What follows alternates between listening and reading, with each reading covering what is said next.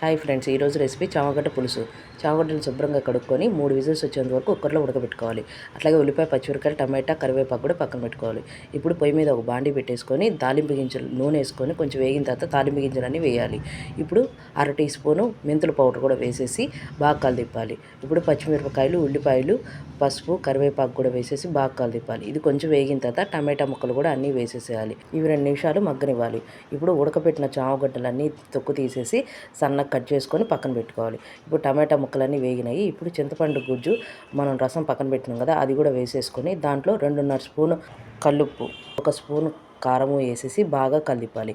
దీంట్లో బెల్లం కూడా కొంచెం యాడ్ చేయాలి. పులుసులో బెల్లం వేస్తే చాలా బాగుంటుంది. ఇప్పుడు 2 గ్లాసులు నీళ్లు పోసేసి బాగా మరగనివ్వాలి. కొంచెం బాగా మరిగిన తర్వాత ఈ ఉడకబెట్టిన చామగడ్డ ముక్కలు కూడా వేసేసుకొని ఒక 10 నిమిషాలు ఉడకనివ్వాలి. పైన నూనె తేలింది అంటే ఇంకా అయిపోయినట్టే.